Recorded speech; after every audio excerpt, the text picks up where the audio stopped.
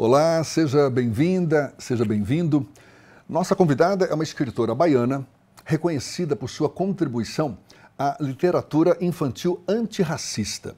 Ela é natural de Catu, foi criada em São Sebastião do Passé e teve uma vivência rica em oralidade, embora com pouco acesso a livros.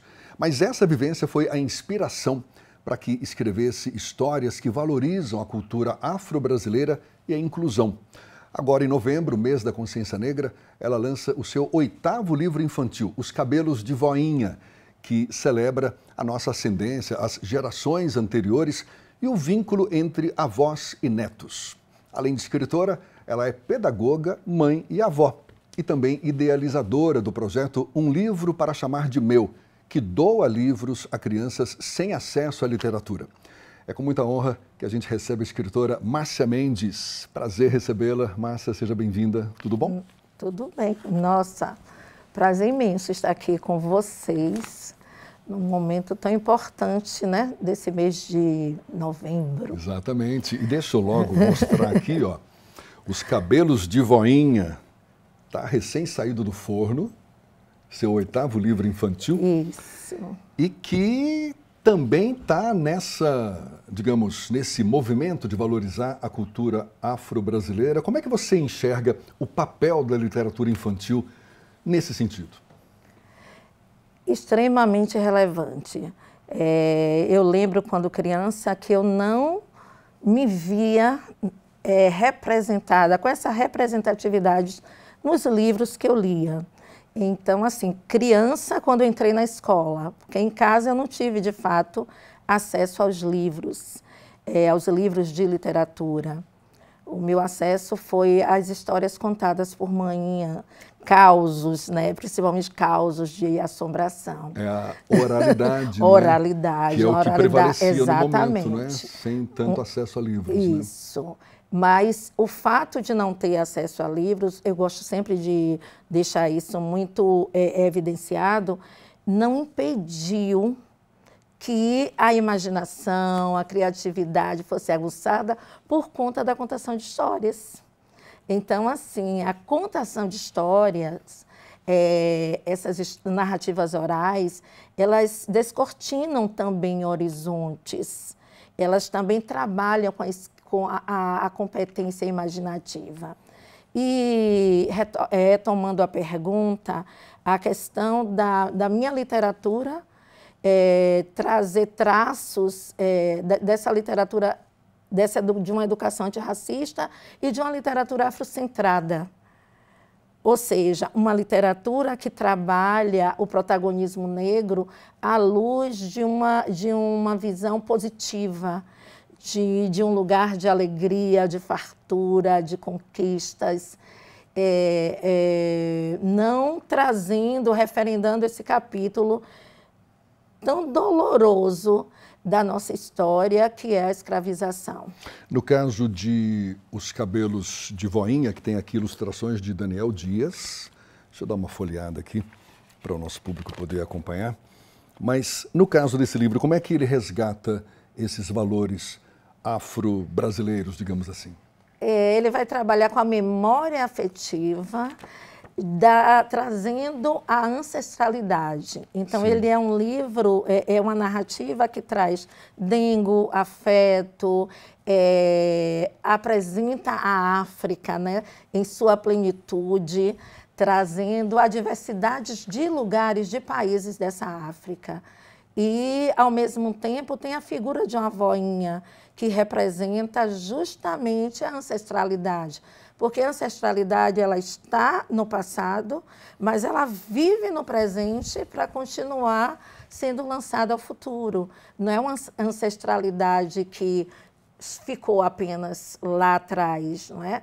Essas mulheres, de modo especial, porque eu trabalho muito dentro da literatura com as personagens femininas, então essas mulheres que abriram portas para nós que estamos aqui, elas são referendadas. Então, Os Cabelos de Voinha é encantamento, é poesia. Eu tive todo esse cuidado com as ilustrações também, que estão lindíssimas, do Daniel Dias, lá de Fortaleza. esse cuidado com a ilustração, que o desenho sai para passear. Trabalha com a imaginação, provoca também.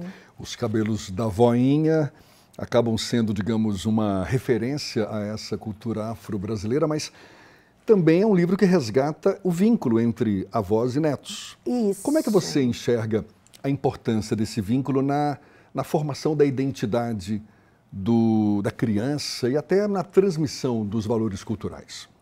Eu vou falar de um lugar de quem não teve, né? E a falta foi imensa. Você não teve uma avó? Eu não tive minhas avós presentes, sim, não é? Eu já conheci a minha avó quando eu tinha, já era adulta, casada. Então, eu vi uma vez só. Então, no meu imaginário, eu fui criada, na verdade, cercada pelas avós dos amigos. Mas eu não conseguia chamar nenhuma de... Voinha. Voinha. Não, sabe, esse pertencimento. Então, fez muita falta. Hoje eu sou avó de Maria, de João e de Maria Alice. Então, assim, eu estou aprendendo mesmo a me dedicar e sem levar em consideração aqueles rótulos. A avó é quem estraga, não é? Eu estou aqui para fazer tudo. Eu vejo mais a avó, essa figura que está ali como porto seguro, como segurança, inclusive para as filhas, no meu caso, que são 2 filhas, e ao mesmo tempo acolhendo esse neto, essas netas, num momento tão especial da infância, né? Então, eu penso que a infância fica mais leve com as avós, com a presença das avós, bem como também, viu, para ninguém ficar com ciúme aqui, dos voinhos também, não é? Porque eu vejo o meu marido também, tão dedicado, amoroso, sim, sim. Desperta assim, um amor imenso que os filhos dizem, os mais velhos dizem, os mais velhos ainda dizem que é um amor dobrado, é um amor que não se explica. Eu penso que na verdade, um desprendimento, porque quando nós somos mães, né, pais, nós não temos a dimensão de como esse tempo passa tão rápido. E de como é gostoso ser isso. Avô e avó também, imagino, porque eu também sou avô, eu bem sei como é esse amor em dobro. Isso. E renova. É uma renovação, assim, tanto eu assim me sentindo cada dia melhor e ao mesmo tempo, assim, quando eu vejo crescer cada detalhe, coisas que parecem muito conosco, eu digo, meu Deus, onde é que vem esse negócio assim, né? Então, é muito amor envolvido, E para você teve um significado especial esse livro, então, uma vez que você não teve a convivência com nenhuma das suas avós e, de certa forma, resgatou essa relação. A gente pode afirmar isso, Pode afirmar, porque, assim, em todos os meus livros, eu acredito apenas em 2 livros, Histórias de Lá e de Cá e O Cravo Brigou com a Rosa, não tem a presença da avó. Mas desde Dandara... Dá licença, deixa eu ver aqui. A Dandara, que foi o primeiro, Dandara, Cadê Você? Cadê Você? Sim. Ele tem a vovó Danda, e que a Dandara se identifica, ela aprende. Eu sempre gosto de trazer que esses ensinamentos as crianças aprendem em casa, com as famílias, com os pais, as mães, os irmãos mais velhos, com os primos, e que as crianças são da família. Elas estão na escola, mas elas são da família. Então, os meus livros trazem essa demarcação, que eu penso ser extremamente importante, que é o lugar da família na vida da criança. E a avó é tudo de bom. Tem aqui Dandara, Cadê Você? Maria Filipa. Maria Filipa. Força e Poesia. Deixa eu pegar outra aqui, deixa eu ver. A Gata que Não Era Xadrez. A Gata que Não Era Xadrez. Essa não tem avó. Não tem avó. Não tem a figura da avó. Não tem, porque é uma história do tempo que os animais falavam como gente. Mas tem aí uma gata preta, sim, não é? Que as crianças logo, lá quando eu lancei, elas diziam assim, quando eu mostrava, elas diziam assim, gata preta, o gato dá azar, não é? Eu digo, e o gato branco? Não dá, não. Então, o racismo dentro do Brasil, ele vai se manifestando dessa forma. Esse daqui é bem explícito, né? Pretinhos e pretinhas incríveis. Exato, incríveis. Aí é uma coletânea. Dentro dessa coletânea, eu tenho um texto. No meio do caminho havia uma voinha. Olha aí, tá vendo? Esse daqui, Quem é a Amora? Quem é a Amora? Também tem uma avó. A Aina, que é a menina da história, que quer descobrir quem é a Amora, Sim. ela também tem uma avó. E é a avó de Aina que dá o nome a ela, porque ela nasce enrolada no cordão umbilical. Olha. Então, ela recebe o nome de Aina. E aqui histórias de lá e cá. de cá. De lá e de cá. É a história que eu contava para minhas filhas e virou história mesmo, e eu acabei publicando. Como é que você avalia o desafio de escrever textos antirracistas, especialmente no contexto infantil? É realmente um desafio. Não para mim que escrevo. Não é desafiador escrever. Desafiador é encontrar leitores e leitoras. Mesmo em Salvador, uma cidade preta. Leitores e leitoras para esse estilo específico de literatura. Para esse estilo, porque quando eu trago, se eu não colocasse na capa, porque a capa diz logo, então tem gente que olha e passa direto. Não é? Não se sente acolhido, não se sente abraçado por essa literatura, imaginando que essa literatura vai dialogar sobre racismo, preconceito, sobre dor. E pessoas que se deparam diante e não se sensibilizam, mas pessoas que supostamente não vivem o drama do racismo, é isso? Ou não querem ver, não vivem o drama do racismo, e pessoas que não querem essa discussão, que se pudessem, seus filhos não teriam acesso, não precisa, porque o nosso racismo, o racismo no Brasil e na Bahia, como cidade preta, é muito camuflado, não é? Estrutural, muitas vezes, também, não é? E o próprio racismo editorial também. Não é que nós vivemos dentro desse... Explica melhor. Racismo editorial também no sentido de acolher publicações? Textos acolher publicações. Muitas vezes tem um ou outro livro para dizer que tem... faz parte da... nós brincamos, né? Nós, alguns escritores e escritoras negros e negras, porque, assim, é a cota. Então, os obstáculos não são só conseguir leitores. Não conseguir são. Mas, publicar o livro mim, também. Conseguir leitores, porque a publicação hoje, tendo um bom agente literário, nós conseguimos publicar um livro. Eu escrevo desde os 10 anos e eu publiquei meu primeiro livro com 51 anos de idade. Então, assim, essa falta de oportunidade, de conhecimento mesmo, como é que publico? Então, assim, eu fui incentivada por professoras, quando eu trabalho ainda hoje com formação de professores e professoras, e elas me incentivaram a enviar os textos para a editora.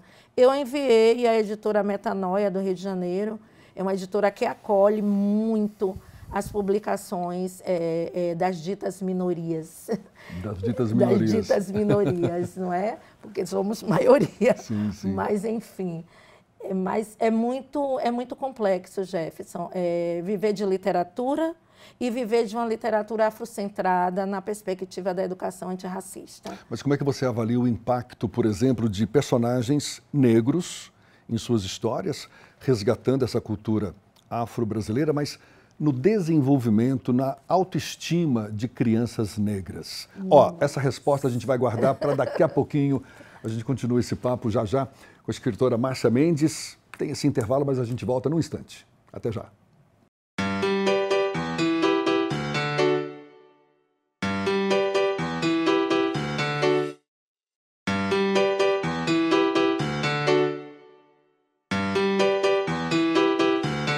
Já estamos de volta. Nossa convidada, escritora Márcia Mendes, ela que está lançando o seu 8º livro infantil, Os Cabelos de Voinha, de uma série de livros aí todos com uma postura antirracista. Aliás, é uma das marcas de Márcia Mendes. A gente estava conversando aqui, você dizia da dificuldade, muitas vezes, de conseguir leitores para suas obras, a própria dificuldade de publicar livros, uma vez que nem todas as editoras estão 100% abertas, enfim. Mas o impacto desses seus livros nas crianças negras, que foi uma pergunta que eu deixei no ar no bloco passado. Você percebe esse impacto no desenvolvimento dessas crianças, na elevação da autoestima? Isso é perceptível? Muito. Isso é que me move a seguir escrevendo essa literatura. Porque as crianças negras, elas acolhem, abraçam, elas pegam o livro como assim, algo que elas estivessem encantadas. Então, elas querem levar o livro para casa, elas se identificam com a personagem, com os penteados dessas personagens também. Principalmente as meninas, que são as minhas personagens, elas começam assim, a soltar os cabelos, a brincar com os cabelos, a entender que a língua portuguesa não tem nenhuma palavra para explicar a textura dos nossos cabelos, não é? Principalmente dos cabelos das meninas que são retintas. Então, assim, e isso é libertador. Elas se empoderam. Como é que você acha que as escolas poderiam incorporar essa educação antirracista para exatamente promover uma educação mais inclusiva? A lei 10.639 completa, né, 21 anos, maior de idade, mas sem alcançar, de fato, o coração da escola. Eu fui para um estado e eu ouvi uma diretora, ela me disse assim, ai, agora nós iremos trabalhar mesmo com a lei, não é? Agora é obrigatório. Aí eu parei, eu disse, 21 anos, foi no início, foi em março. Aí eu parei, a gente fica assim, tem que refletir, dar uma paradinha, não pode dizer tudo na hora. Digo, nossa, 21 anos depois. Mas, assim, um estado nordestino. Quer dizer, nada impedia de que ela pudesse estar trabalhando esse tema, independentemente de ser uma exigência legal ou não. Exatamente, né? Porque o currículo, ele é demarcado pela subjetividade. Então, assim, a falta desse letramento racial na formação de professores e professoras desde a graduação é um fator extremamente negativo, porque eu aprendi a ser curadora trabalhando como professora, selecionando os livros que eu levava para a sala de aula. Uhum. Foi assim... Você como professora? Como professora. Isso me deu empoderamento, porque assim, a profissão de professora é uma profissão de... Eu costumo dizer, somos profissionais de leitura e de escrita. Esse é o nosso material de trabalho. Então, eu tenho que ler, eu tenho que estudar permanentemente. O professor não se forma nunca, ele vai se formando na caminhada. Então, assim, tem muitas professoras trabalhando individualmente dentro das escolas. Mas é preciso que o projeto político-pedagógico da escola, de fato, ele acolha essa educação antirracista para além de 20 de novembro. Uhum. Eu costumo sempre, quando as escolas me convidam para ir, eu seleciono muito as escolas que eu participo no mês de novembro. Por quê? Eu só vou nas escolas que têm um trabalho o ano inteiro. Porque não é um oba-oba, um faz de conta. São vidas dentro dessas escolas. Não é para se falar sobre... Sabe, só aquele momento. Por conta do Dia da Consciência Negra. Exatamente. E tem muita escola que trabalha autores e autoras fora, os que são mais famosos, né, que aparecem mais. Então, Sul, Sudeste. E nós, que somos autores e autoras dentro da Bahia, que tem assim, um arcabouço imenso, somos convidados para participar das vendas de livros. Mas são os autores de lá, aqueles que têm um nome já, que são poucos, não é, no mercado, que eu parabenizo, mas são esses autores que são estudados, que os livros são comprados dentro da escola. Então, isso é muito triste, porque você tem escritores e escritoras dentro do Estado E que não são valorizados. e que não são reconhecidos nesse lugar, a não ser para participar da festa. Eu costumo dizer, que show de evento é esse? Né? O show com X ocasiões mesmo. específicas. Algumas ocasiões específicas, mas essas obras não são estudadas dentro da escola. Então, assim, tem que caminhar muito ainda. Claro que tem muitas escolas, tanto na rede pública, e eu falo isso dentro da rede pública estadual, porque eu conheço muito, e da rede pública também, dentro de alguns municípios, mas eu chamo muito a atenção das escolas particulares em relação a essa questão, não é? Porque nós temos, sim, uma parcela de crianças negras que precisam se ver representadas positivamente dentro da literatura. Que autores serviram de referência, inspiração para você, até para a definição da sua identidade, como uma escritora antirracista, focada na literatura infantil e com esse propósito tão bonito aí de promover a inclusão? Nossa, as autoras, né, autores que eu sempre li demais, não tinha nada a ver com essa discussão, porque a escola não trabalhava. Então, assim, o meu acesso à literatura no Fundamental 1, Fundamental 2, não é? Que tinha outra nomenclatura na época, era dentro da escola. Então, só mesmo dentro da universidade, dentro de uma especialização, expandir um pouco o mais mestrado, que eu consegui expandir. O acesso a outras publicações. Isso, e até me enxergar como mulher negra, não é? De pele clara, mas mulher negra. Me enxergar o meu cabelo, passar por transição. Então, foi um processo todo de estudo, de muito estudo, que eu continuo estudando até hoje. E o próprio Machado de Assis, que para mim sempre foi uma referência, eu tomei um susto quando descobri mesmo que ele era negro, porque o livro didático, ele embranqueceu tanto o Machado de Assis, e não falava, não é? Fundador da Academia Brasileira de Letras, um homem negro. Então, não mas era pouco dito se comenta isso. A respeito, né, de que era de pele negra. Exatamente. Né? Então, assim, mas aí depois veio a Carolina de Jesus, a Maria Firmina dos Reis, a Conceição Evaristo recentemente. Conceição Evaristo, sim. Mas eu bebi muito, muito na fonte de Clarice Lispector, Cecília Meirelles, na poesia. Então, assim, são escritoras que eu tenho o maior respeito, o maior carinho e que me deu muita régua e compasso para eu gostar da literatura, não é? Isso é o que era lido dentro da escola. A escola oferecia isso. E eu me encantei pela obra dessas escritoras também. Márcia, fale um pouco do projeto Um Livro para Chamar de Meu. Eu me lembro que tem uns 2 anos, mais ou menos, eu conversei com você a esse respeito. Você estava já toda articulada com esse projeto. Tem sido uma ferramenta eficaz para democratizar os livros, especialmente para crianças que não têm acesso à literatura?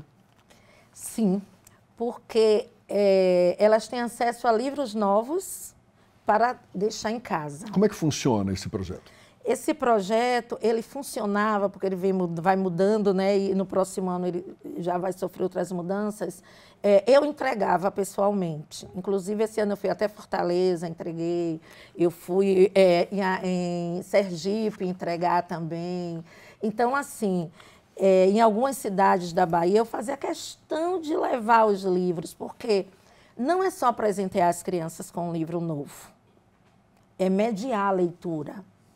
Porque a mediação dessa leitura dentro do contexto, na praça, na rua, na escola, essa mediação contribui para a família toda. Porque essa criança chega em casa e ela quer ler com a sua família. Eu recebi vários relatos. Muitas professoras estão comigo nessa caminhada, porque elas dão continuidade ao trabalho, principalmente abordando a questão antirracista. Como eu sinalizei antes, a falta dessa formação também faz com que as professoras elas não caminhem tanto, não caminhassem, porque hoje muitas delas já estão mesmo buscando outros caminhos. Então, assim, eu vejo que o projeto consegue chegar dentro da família. E esse ano eu já ofereci as voinhas da EJAI. Elas receberam livros para ler com os netos. Está falando desse livro? Desse daí. Já foi disponibilizado? Já foi disponibilizado. Aí, os cabelos de voinha. Isso, para algumas voinhas lá Sim. em São Sebastião do Passé. Lá em São Sebastião do Passé. E no final de novembro também, nós iremos na Biblioteca Juraci Magalhães, ali no Rio Vermelho, também tem um encontro com as voinhas, que têm pouco acesso a livros dentro de casa, para que levem para casa e leiam com os netos, ou o contrário também pode acontecer, viu? Os netos leiam com as avós. Você trabalha muito com Daniel Dias e Rodrigo Cândido. Isso. Como ilustradores. Isso. Daniel Dias é uma pessoa assim que eu tenho o maior carinho e respeito, porque o desenho dele é um desenho poético, é uma ilustração poética. Tem Marcelo Cardinal também. O Marcelo Cardinal também eu gosto dele. Aí é o Rodrigo Cândido. É o Rodrigo Cândido, né? Estou vendo aqui os ilustradores. É isso. Aí foi o Rafael. Rafael? Não tem o nome dele aí. Na primeira página não, né? Na tem, capa não tem. A editora... E aqui esses também, dois são pela editora Metanoia. Sim, que limou o nome do ilustrador, né? Mas a gente está... Qual é o nome dele? É Rafael Cardoso. Rafael Cardoso? Não tem a foto dele, não tem a foto dele também. Bom, Rafael. Ela disse que agora saiu da nova edição, está colocando. Rafael Tadeu Souza Feitosa. O Rafael Tadeu. Tá aqui, isso, Souza. Rafael Tadeu.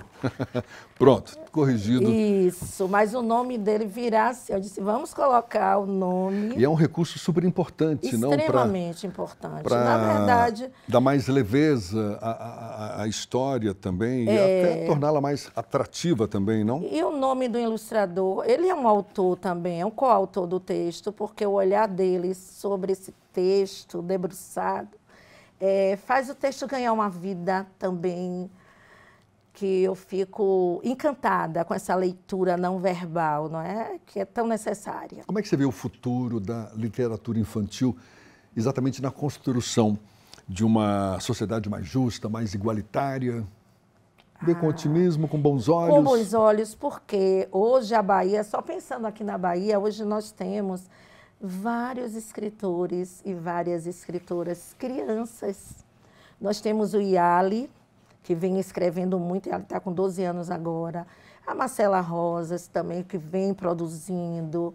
E outras crianças chegando e produzindo. Então, assim, eu vejo que eu comecei a escrever com 10 anos, vim publicar Olha aí, quando. tá vendo? E eu estou entre essas crianças. A Luísa Meirelles também, que vem produzindo bastante. Então, assim, eu vejo com bons olhos. Eu sou extremamente otimista. Para a gente encerrar, Márcia, que orientações você daria para escritores iniciantes dispostos a trafegar por essa área antirracista? Muito estudo, não é fundamental, é preciso conhecer bastante sobre o que vem a ser essa literatura afrocentrada, o que é educação antirracista, quais são os autores negros e as autoras negras que estão, teoricamente, escrevendo sobre essas discussões. Nós temos a Bárbara Carini, que hoje é uma grande referência dentro da Bahia e fora também, dentro do cenário nacional, escrevendo muito sobre uma educação antirracista e a literatura afrocentrada, e outros autores. Então, o caminho é estudar. Não é por adivinhação, não é, eu gosto de escrever, né? Eu tinha um professor de literatura que ele costumava dizer, e eu aprendi muito com ele, que 10% é inspiração e 90% é transpiração. Tá e pensando que é fácil, né? Não. Para quem escreve, é muito estudo, é muita Claro, leitura. claro. Porque não se forma um escritor, uma escritora sem leitura. Quem acha que vai bater uma inspiração divina na Bateu hora e na hora, simplesmente... Pode até bater, né? Pode até baixar uma inspiração assim, mas não necessariamente é assim que funciona. Não é assim que funciona. E outro detalhe, há caminhos e descaminhos para a literatura, né? Para ser esse escritor, essa escritora, dentro de uma editora pequena, ou fundando a sua própria editora, um livro para chamar de meu. Hoje é um livro para chamar de meu editorial.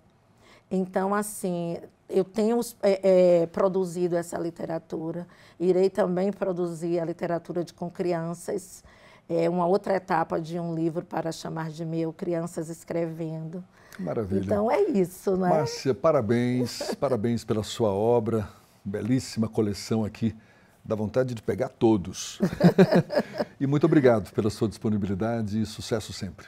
Eu super agradeço a você, Jefferson, e a toda a equipe aqui presente, a TV Alba, que vem contribuindo muito. Quem tem a oportunidade de acompanhar o trabalho, com certeza aprende muito mais mesmo. Então, muito sucesso para vocês. Continue Parabéns contando pelo conosco. Prêmio, viu? Muito obrigado, Merece. muito obrigado. Obrigado, Márcia. E muito obrigado a você também, claro, que acompanhou esse nosso bate-papo. Até uma próxima. Tchau, tchau.